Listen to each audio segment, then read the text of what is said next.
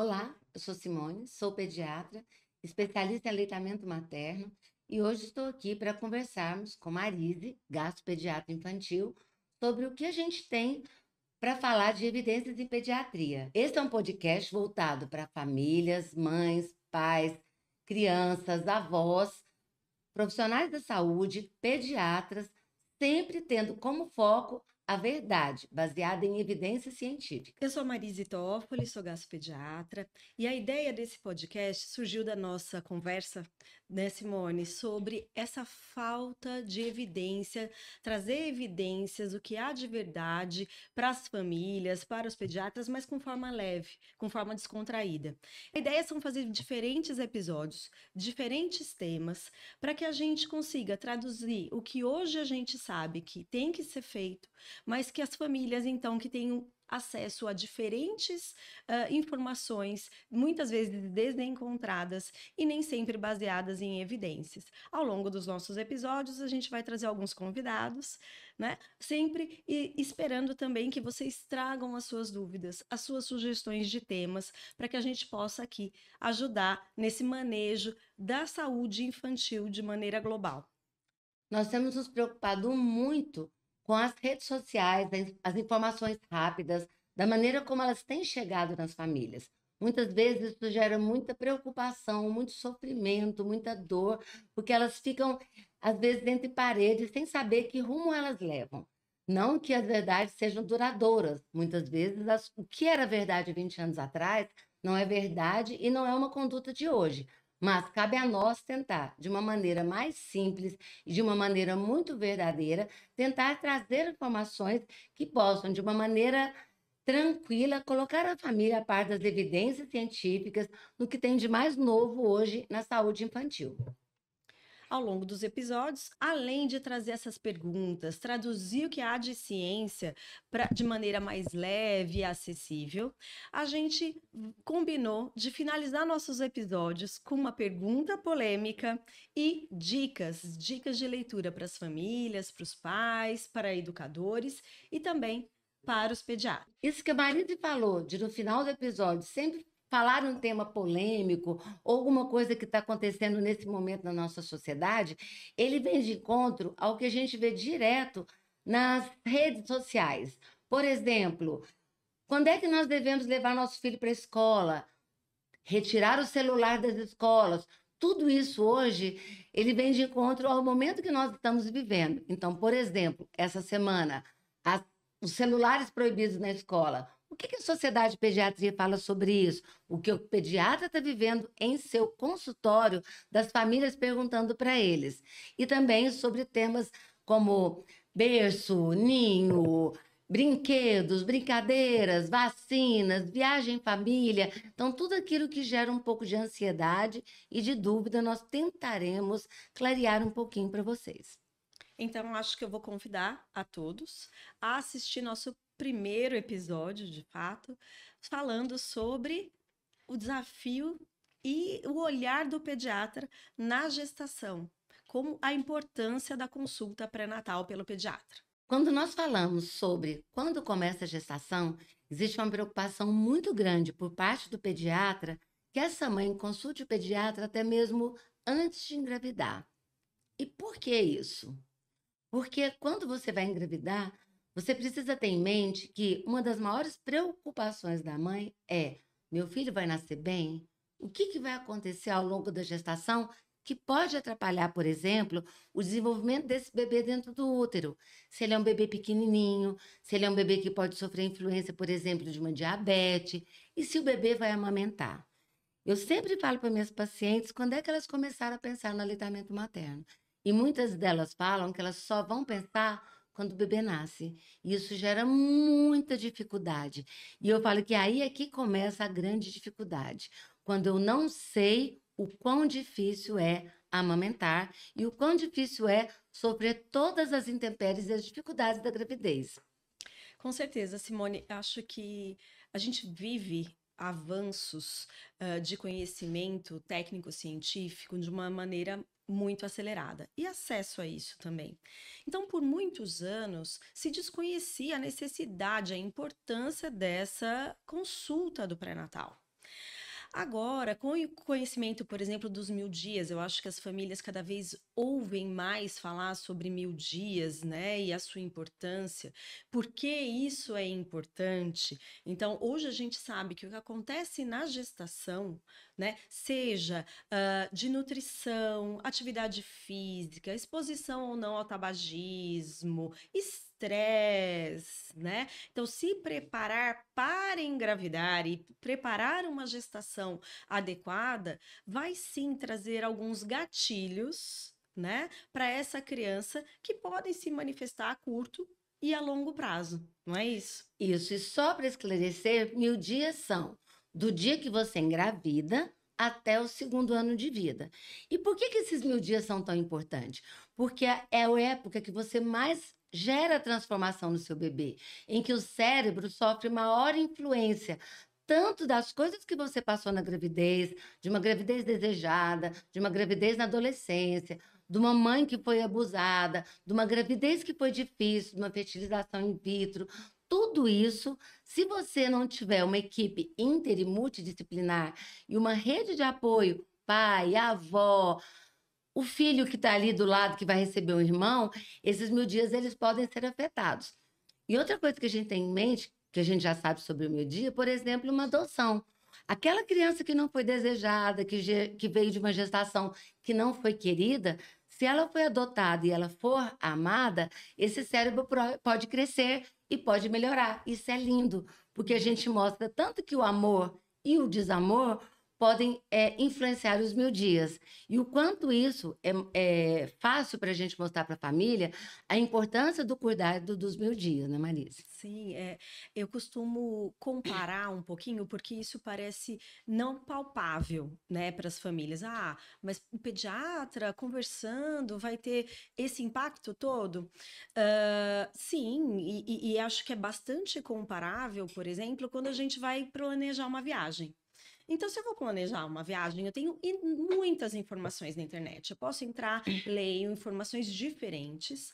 Só que, de fato, quando eu vou viajar, se eu conheço e converso com um amigo ou com um especialista em viagens, que me conhece, ele vai entender melhor o que eu quero com aquela viagem e aonde eu tenho que ir. Então, eu vou te falar assim: ah, não, Simone, você vai para tal lugar? Vai em tal lugar que você e que você vai gostar, que é importante para você. Então, dá uma personalização para aquilo que você precisa. Eu acho que a consulta pediátrica pré-natal do pediatra, ele já vai entender a dinâmica dessa família e começar a colocar e preparar você para essa jornada que vai chegar. Seja você, né, marinheiro de primeira viagem, então os pais de primeira vez, ou não, você já tem 2 filhos anteriormente, cada filho é um filho, cada história é uma história, precisa de um cuidado específico.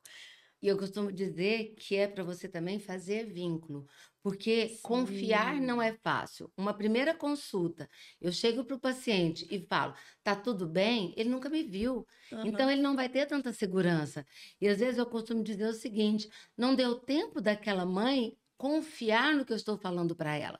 Por isso que é tão importante ela me conhecer antes, Sim, inclusive para saber se não sou eu a pessoa que ela tem vínculo, claro. porque cada pessoa tem um tipo de vida, tem um tipo de fala, cada É, pediatra tem um tipo de linguagem.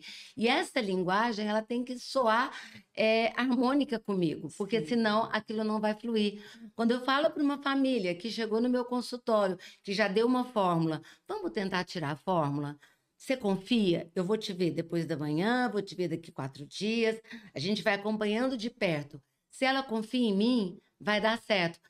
Se não, tem inúmeras pessoas falando: tá perdendo peso, você tá acreditando nela? Você nunca viu? Como assim você vai tirar a fórmula se o outro médico passou?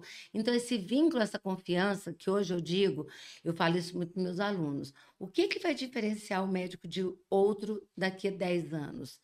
O conhecimento? Sim, mas muito da individualização do atendimento, não digo humanização, porque eu acho que essa palavra até está soando muito banal, porque humanizar o humano, então, assim, é a individualização, é o olho no olho, é a empatia.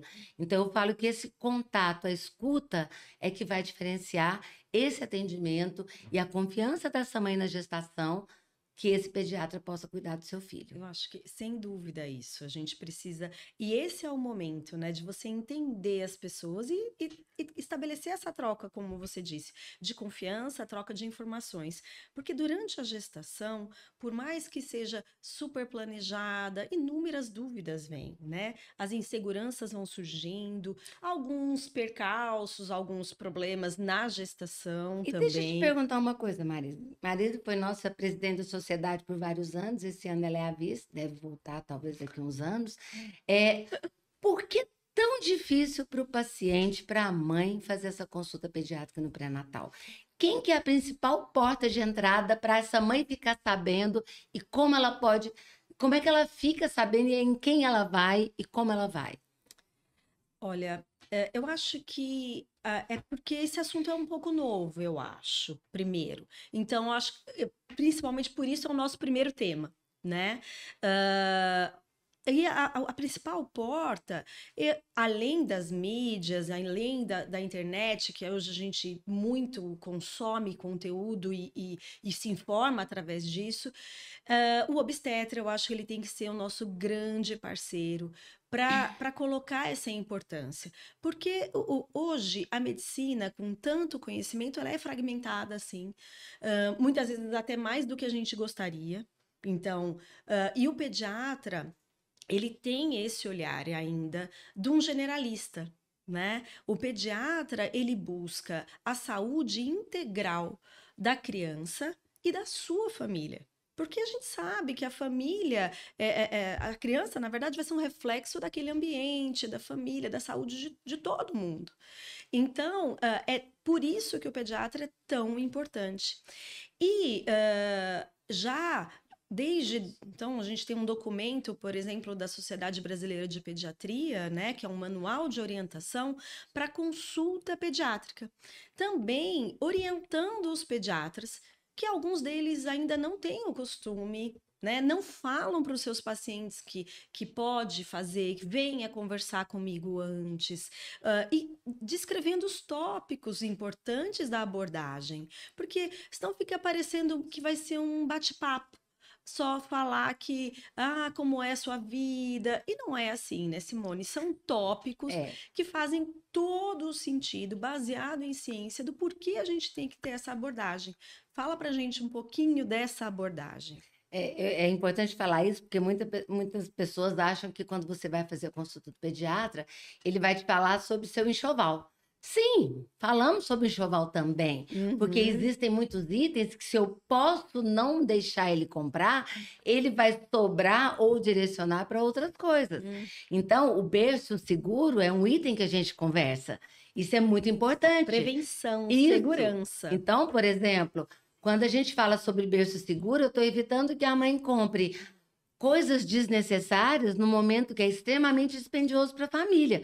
Mas eu tenho outros itens para falar. Eu tenho que falar para ela sobre: eu não preciso preparar a mama já vem pronta. O que eu preciso ensinar para a mãe é como esse bebê vai fazer a pega. Se ela tem uma redução de mama, como que vai ser essa dificuldade? Se ela tem, por exemplo, uma mama muito grande ou uma mama muito pequena. Então, tudo isso são assuntos além de vacinas que vão ser importantes para esse bebê estar mais protegido quando ele nascer, Uhum. sobre a nutrição materna. Por que que é tão importante a mãe tratar anemia? Porque muitas vezes a mãe não quer tomar o remédio de anemia, ou o obstetra não passou. Então, vamos ver seu exame? Como é que está seu ferro? Como é que está sua vitamina D? Então, a alimentação, que a gente sabe o impacto nesse bebê da alimentação materna. Hoje a gente sabe, por Uhum. exemplo, e esse é um assunto para a gente vai falar no outro episódio, sobre o uso de antibiótico na gravidez, impactando na microbiota do bebê, nas cólicas lá para frente. Isso é um assunto que a Mari gosta muito de falar, sobre a microbiota, sobre a dor, e eu gosto muito de falar sobre a cólica, porque hoje a gente tem uma ansiedade que o bebê não tenha nada. Eu falo que a gente tem ansiedade que o bebê nasça sem cólica, mamando bem, dormindo a noite inteira. Isso não é a realidade. Uhum. Ontem eu tive uma avó no consultório que ela falou assim: doutora Simone, por que que hoje em dia os meninos não podem ter nada? É, Chorava, ela vomitava, ela não dormia, eu passava exato. noites e noites acordada, e minha filha fala: mãe, o que que eu faço? Ela não dorme. Filha, ela não vai dormir mesmo, não, a vida é Uhum. assim. E essa ansiedade gera o Sim. quê? Um monte de insegurança da mãe achando que o seu bebê tem alguma coisa porque ele não dorme a noite inteira. Porque quando eu vejo alguém falando assim, curso de sono, na minha cabeça eu preciso fazer porque o bebê vai dormir. E eu preciso explicar àquela mãe Que que esse talvez ele curso não de durma. sono não vai dar certo no começo. É, Ele não tem esse cérebro preparado para dormir no começo. exatamente. Ele vai se desenvolver para conseguir ter essa En- rotina, né? Então, assim, eu vou falar sobre amamentação, importantíssimo, vacina, berço seguro, alimentação da mãe na gestação, Atividade sobre física. atividade física, sobre preparo psicológico, porque a Uhum. gente sabe do impacto de uma depressão na gravidez, numa depressão pós-parto. Nós temos que falar sobre tudo isso, sobre a importância do parceiro, Isso. sobre as novas formas de vínculo familiar. O pediatra tem que estar aberto e tem que saber sobre isso, sobre a amamentação em tandem, que é o filho mais velho mamando e o bebê mais novo também. Tudo tópicos que antigamente a gente falava, não, não pode amamentar o mais velho, É. porque o mais novo está chegando e vai atrapalhar. Tudo isso são trabalhos novos que surgiram nos últimos anos. O aleitamento materno cresceu muito. O número de trabalhos científicos publicados é impressionante. Trabalhos de 2025, 2024, 2026, pipocando por aí. Então, isso tudo são temas da consulta pediátrica no pré-natal, que é tão importante e tão, eu digo que é tão desconhecido. Eu nem falo que ela é colocada de lado, eu acho que ela é Ainda desconhecida desconhecida. essa importância, né? Em algumas situações também a mãe passa por alguns problemas na gestação, né? Então a mãe hipertensa, a mãe diabética, ou que ela tem uma outra doença de base, ela é cardiopata, ou pegou uma doença infecciosa, uma toxoplasmose na gestação, É. e tudo isso, o obstetra, claro, ele cuida muito bem da gestação, ele vai fazer, só que tem o olhar, o preparo para o bebê, né? Para a mãe, para a rede de apoio, entender como ele vai ter que ter cuidados, né? Toda essa rede de apoio vai ter que ter cuidados específicos, dependendo também de diagnósticos já intraútero que acontecem. Eu costumo dizer que assim, as doenças raras não estão tão raras mais. É. Então, essas gestações com bebês com alterações, elas têm ficado cada vez mais frequentes. E tanto o obstetra como o pediatra, eles têm que estar preparados para ter uma conversa com essa paciente, para explicar Uhum. para ela, por exemplo, uma criança que tem lábio leporino e fenda palatina, da boquinha aberta, como que ela vai fazer, como que ela vai É mamar. possível amamentar e Exatamente. preparar isso para E que isso isso. é muito importante, porque quando você tem o seu bebê e se depara com a dificuldade, o luto vem e você não Uhum. consegue ultrapassar aquele obstáculo. E É. quando você se prepara, eu falo, brinco muito que eu falo que às vezes não saber a gente sofre menos, mas o saber nos prepara. Nos prepara, Então, nos esse de fortalece. preparar, exatamente, então a gente se prepara melhor.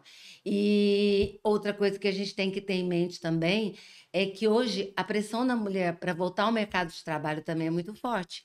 Então, nós precisamos conversar com essa mãe todinha sobre você está grávida, vai dar à luz, como que vai ser seu pós-parto? Se é Isso. uma profissional liberal, você vai trabalhar com um mês? Por exemplo, eu voltei a trabalhar com um mês. E não digo que eu voltei a trabalhar com um mês porque eu tinha um consultório, porque no primeiro filho eu estava na residência, e novamente eu falo isso muito para os meus alunos, você deve falar muito para os seus também, não existia licença maternidade na residência. É.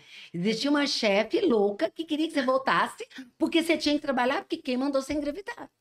É. Mas, ao mesmo tempo, hoje a gente tem a cartilha da mãe que amamenta estudante profissional, que fala sobre os direitos, mas a mãe tem medo de buscar. Na faculdade, elas voltam com um bebê de 1, 2 meses, porque elas têm medo de sofrer bullying, porque o outro colega não teve aquela licença. Então, como que ela vai ter? Então, ela leva porque ela tem vergonha, ela tem medo, ela tem ansiedade.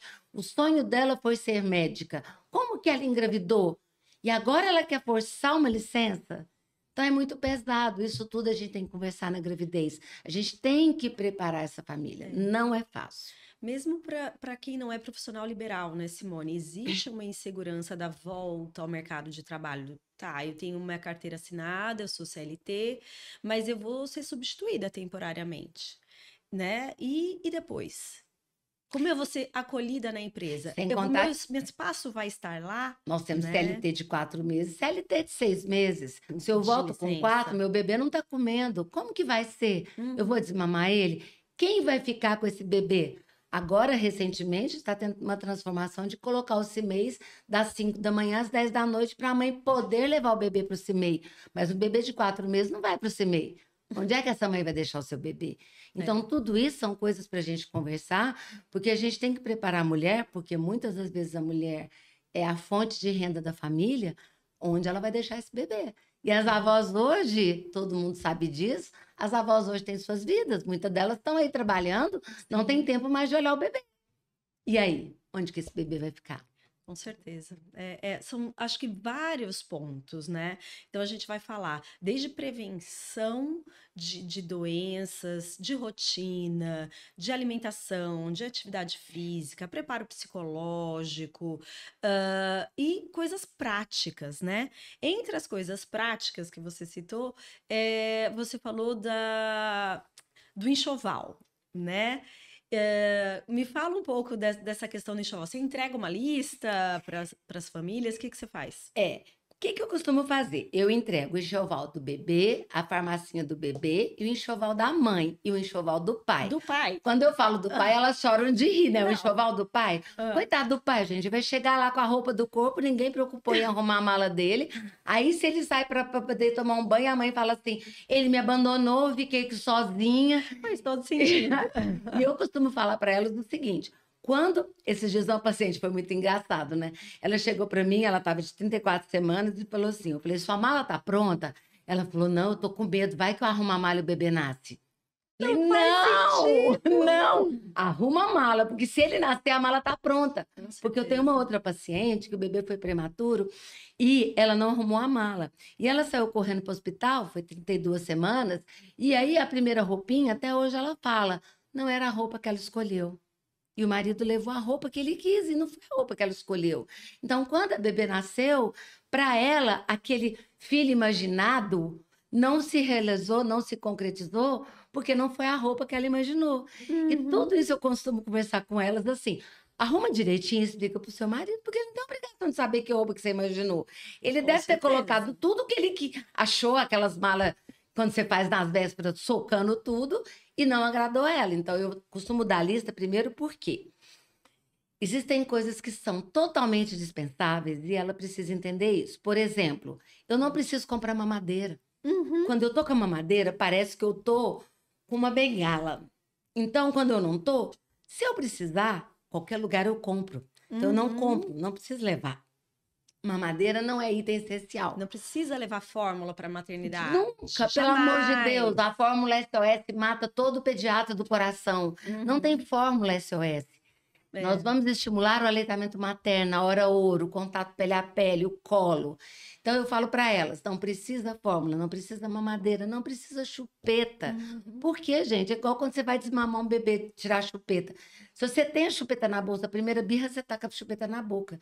Então você não tem que levar a chupeta para a maternidade. Aquele bebê vai começar a se acalmar no colo da Uhum. mãe, no colo do pai, no É. colo da avó, no colo da companheira, no colo do companheiro, daquela pessoa que está ali.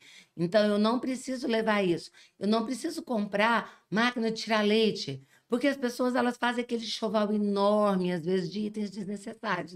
Então, eu dou Desnecessários. a lista para ela do bebê. Hoje, por exemplo, a gente já não usa mais álcool no umbigo, então eu não preciso levar álcool. Ah, mas o que é isso? O que é que eu vou passar? Nada? Vou secar. Então, são coisas que, quando eu falo sobre a malinha da maternidade, eu já estou preparando aquela mãe. Desmistificando muitas coisas Exatamente, já estou também. organizando a cabecinha dela. É. E porque hoje a gente vive nessa era de tanta informação e também de muita regra, né? Então, para eu ser uma boa mãe, eu tenho que ter isso, isso, isso, isso, isso. Eu tenho que fazer isso, eu tenho a obrigação, né? A regra. E eu acho que esse é um momento super importante também para a gente dizer: existe tudo isso se sabe, e naquele momento a gente vai fazer o que dá para fazer. O que você consegue fazer. Começar também, eu acho que essa consulta pré-natal do pediatra começa a tocar em alguns pontos como a culpa. É. né? Tirar a culpa. Então você está se preparando, você está fazendo, você está buscando informação e está aqui o caminho. Mas a gente vai fazer na hora o que dá para fazer, né? E é assim, Marisa, uma das grandes inseguranças da mãe, quando ela chega nessa consulta no quarto dia de vida com o seu bebê no colo, ela começa a perguntar porque ela não imaginava que fosse tão difícil. Essa semana mesmo eu tive uma paciente que falou: eu não durmo há 3 dias, está muito difícil. E a gente tem que explicar, porque quando vem a gestação, a mãe deixa de ter aqueles hormônios totalmente da mulher para ter o hormônio da gestação. Esse hormônio da gestação ele precisa cair para que venha a ação da ocitocina, a produção da prolactina, tenha o reflexo de ejeção, a descida do leite. E com essa briga hormonal vem o baby blues, que é aquela tristeza normal. Uhum. Vem depois, se persistir uma depressão, que às vezes eu brinco muito, que quem diagnostica é o pai. Ele chega e fala: doutora Simone, ela tem chorado muito. Ela fala: não, isso é normal. Ele fala: ela não tem querido nem tomar banho. Então, nesses 30 dias desafiadores, a mãe tem que entender, e aquela mãe que acabou de nascer, e eu nem gosto de falar mãe de primeira viagem, porque eu falo que todas as gestações são viagens diferentes. Sim. Essa mãe está insegura, não sabe o que faz, está triste, está chorosa, e ao mesmo tempo tem esse desafio do bebê, que um chora mais, outro chora menos, um quer mamar mais, um quer mamar menos, e ela não sabe o que fazer. E com isso ela às vezes tem um desmame desnecessário por insegurança dela, que não sabe que esses sentimentos que ela está sentindo têm que ser validados. A gente tem que falar para ela: você está sentindo mesmo, mas está tudo certo. Você vai melhorar, porque o seu hormônio vai voltar. Não adianta que você querer ficar magra, bonita, maquiada, linda e feliz, porque esse hormônio da mulher, ele ainda não voltou. É. E essa realidade, ela não é estampada nas mídias, na internet, né? Ao contrário, hoje a gente vive, só se mostra o bonito, só se mostra, né, que o como eu rapidamente estou plena, tenho X número de filhos e tudo tá bem, e eu consigo tudo, né? E é esse momento que, se não preparado, ela começa a ter a certeza de que o problema tá em mim, eu é que não dou conta, eu é que não sei, né? E a culpa aumenta. E por isso que a gente tem tocado muito nesse tópico da consulta no pré-natal, para a gente tentar conversar um pouco sobre isso, explicar a importância dessa mãe marcar uma consulta com o pediatra no quarto dia de vida, quando aquele Uhum. leite ainda não desceu, quando ela acha que o bebê está com fome, quando vem a grande chuva de palpites de ele tá com fome, não é possível que você não está vendo que ele está perdendo peso, e ela não entende que isso é um momento que hoje a gente sabe que essa recuperação do peso do bebê pode acontecer até o 10º dia. Então, Sim. se essa mãe não é acolhida, esse bebê pode ser desmamado e passar por um monte de complicações depois, por uma falta, às vezes, de acolhimento e explicação Isso, de nessa informação. consulta do pré-parto e nessa consulta no pós-parto também. Você falou agora sobre a chuva de palpites. Então eu vou para nossa pergunta polêmica. O que Hoje em dia também a gente tem alguns modismos, claro, vários modismos em diferentes situações, e um deles é aquele preparo da maternidade. Então eu vou preparar uma placa especial, lembrancinhas de maternidade, vai levar e tal. Então, para que são essas lembrancinhas todas? Para milhões de visitas que essa mãe, esse bebê, essa família vai receber na maternidade. O que você acha disso, Simone? Como é que você orienta essas famílias sobre essas visitas? Então, Marisa, assim, eu que não sou dada a visita, não compreendo uma visita, não sei como uma pessoa chega na sua casa sem tocar a campainha. Eu não consigo entender e eu comparo a visita na maternidade, muitas visitas não desejadas na sua casa. É aquela visita que foi lá para quê? Para te levar uma comida? Para ajudar você a dar o banho no bebê? Ou foi lá só para conversar, rir com o seu marido, fumar o primeiro charuto, né? Que tem muita gente que faz isso. Eles falam que é beber o mijo, né? A frase que eu Também. escuto muito. Então, na realidade, assim, as visitas devem ser evitadas. É um bebê que acabou de nascer. Ele está totalmente vulnerável ao que está acontecendo. ele não tem aleitamento, ele não tem vacina, ele não tem controle homeostático, ele não controla a temperatura dele. Então, o que que eu vou fazer lá? Ah, mas então minha sogra não pode ir? Sogra não é visita, sogra é rede de apoio. Por mais que existe uma história de avó, eu sou apaixonada em avó, acho que a avó ela tem que estar. Essa semana, de novo, eu tive um caso emblemático. A paciente estava o pai e a mãe, diz, assim, sem dormir há mais de 48 horas, e eu falei assim: cadê sua mãe? A minha mãe não cabe na minha casa, tia Simone, ela é muito amiga da minha filha. Como não cabe? Minha casa é pequena. Ah, mas eu. Vai para casa da sua mãe. Mas eu vou sair da minha casa? Eu falei: vai. Você precisa de colo, tem 3 dias que você Uhum. não dorme. Ontem ela chegou, ela falou assim: nossa, eu tô tão melhor. Segui seu conselho, fui para casa da minha mãe, eu dormi essa noite. Porque você É, precisa de ter alguém que está fora do furacão para falar assim: vai lá dormir, eu fico com ela aqui no colo, você dorme 2 horas, pode ser de dia, e uhum, sacola. Então, uhum. vó não é visita. Isso. Visita é uma coisa diferente. Visita são suas amigas do beach tênis, do tênis, visita suas amigas de escola do seu filho mais velho. Então, isso é visita. A gente tem que Ela, diferenciar a sua rede de apoio, isso. que às vezes são os parentes próximos de primeiro grau, mas às vezes é a sua prima de segundo. Às vezes você mora num lugar que não, você não tem parentes. Visita Então é é a sua, aquela. né, o seu rede de apoio é a sua vizinha. Então, agora, aquela que te Visita é aquela vê. que vai na sua casa porque seu marido tem que trabalhar, pega seu bebê no colo para você tomar um banho. Fala, pode ir, eu tô aqui. É, E isso é uma pessoa que vai somar, que vai falar assim: você quer que eu te leve para fazer a unha? isso. Vamos fazer uma unha fora de casa? Então, assim, é aquela pessoa que vai te ajudar nesse momento tão difícil que é o Agora, pós-parto. uma visita por visitar, para ver o bebê, muitas vezes o bebê tá querendo dormir, ou a mãe tá cansada, tá exausta, e ela recebe inúmeras visitas sucessivas que vão só trazer as novidades, né, da família e do seu círculo. Isso vai E, agregar? e assim, extrapolando visita da maternidade, visita, visita, visita, e passear e ir para a rua, antes dos 3 meses, tem que evitar. Uhum. Porque antes dos 3 meses, o bebê não está com nenhuma vacina que pelo menos acorde o sistema imune dele. Então, ele precisa ser protegido. Então, nós temos que evitar. Ah, mas fulano quer vir, é tão importante. Não, não é importante. O importante é o seu bebê estar saudável. Isso é que é importante nesse Uhum, momento. é. Então as pessoas precisam também começar a aprender esses limites, né? E colocar esses limites. Porque o que muitas vezes a gente vê são os palpites que começam desde a gestação, só aquelas histórias ruins. Eu falo que você vê uma grávida, parece que as pessoas têm o ímpeto de contar histórias tristes, histórias desastrosas, e isso segue no puerpério, né? Então, acho que as pessoas também têm que aprender a se blindar e colocar alguns limites para não se expor. Até sobre isso, depois a gente vai deixar nas descrições algumas indicações. Existem trabalhos que estão saindo mostrando que a gente tem que fazer como se fosse uma proteção dessa mãe grávida. Isso. É como se eu fizesse assim: qual que é meu capital materno? O que que eu tenho que me proteger? Então, eu preciso me proteger de más notícias.